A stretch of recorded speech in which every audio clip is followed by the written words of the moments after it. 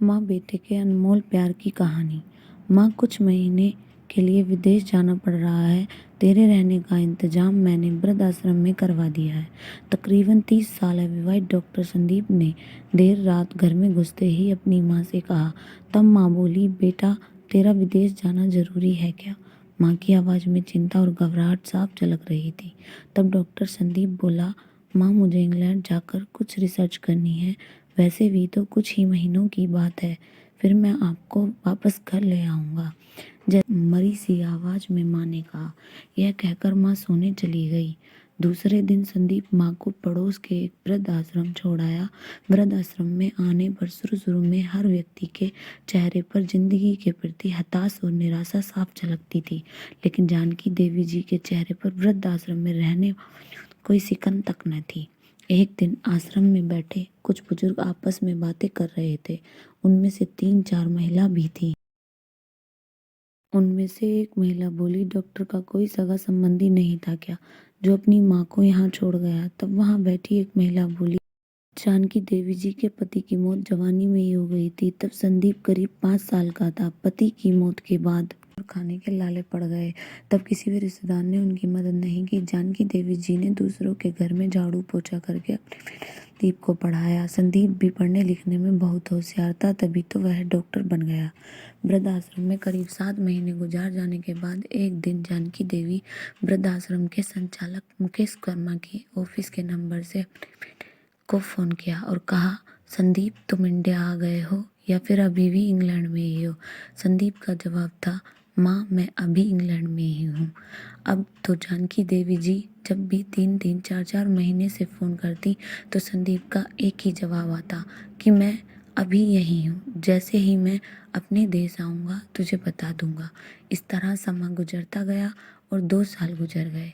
अब तो वृद्ध आश्रम के लोग भी कहने लगे कि देखा कैसा चालाक बेटा निकला, कितने धोखे से अपनी माँ को यहाँ छोड़ गया है। तभी आश्रम का एक अन्य बुजुर्ग बोला, मुझे तो नहीं लगता कि डॉक्टर कोई विदेश गया होगा, वह तो बुढ़िया से छुटकारा पाना चाह रहा था। तभी किसी और एक बुजुर्ग ने कहा, मगर वह तो शादीशुदा भी नहीं था, फिर होगी कोई गर्लफ्रेंड जिसने कहा होगा पहले माँ के रहने का अलग इंतजाम करो, तभी मैं तुमसे शादी करूँगी। 2 साल आश्रम में रहने के बाद जानकी देवी जी को अपनी नियति का पता चल गया। बेटे का गम उन्हें अंदर ही अंदर खाने लगा। वह पूरी तरह टूट गई। 2 साल आश्रम में और रहने के बाद एक दिन जानकी देवी जी की मौत हो गई। उनकी मौत पर आश्रम के लोगों ने आश्रम के संचालक शर्मा जी से कहा, इसकी मौत की खबर इसके बेटे को तो दे दो। हमें तो नहीं लगता कि वह विदेश गया होगा, वह होगा यहीं कहीं अपने देश में।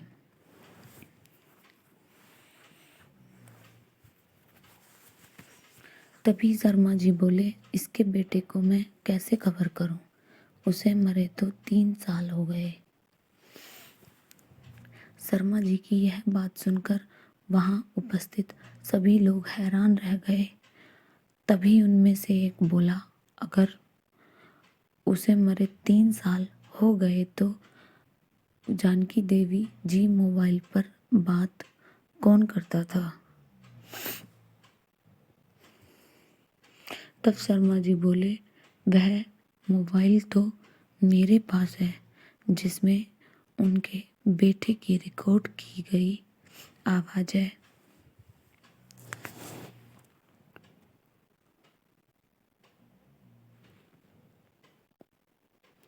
एक बुजुर्ग ने पूछा, पर ऐसा क्यों?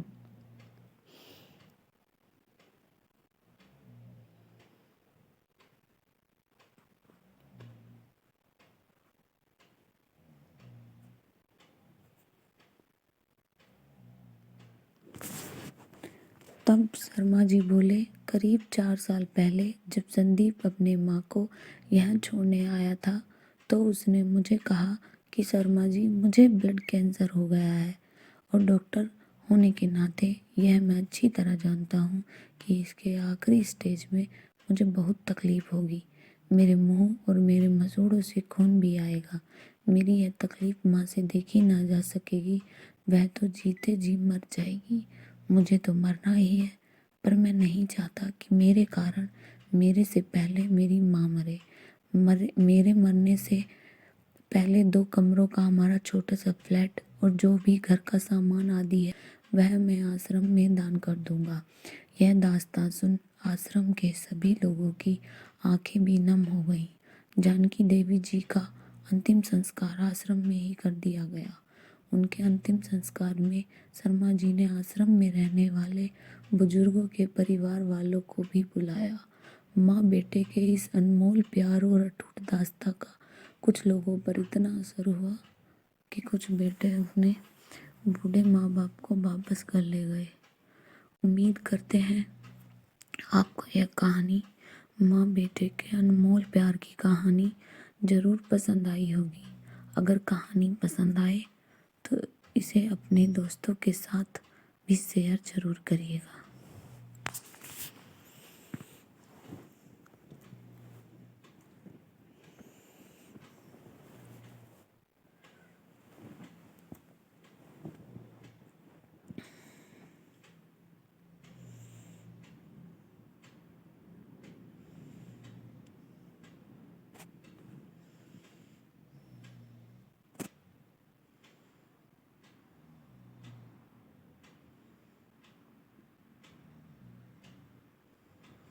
Thank you.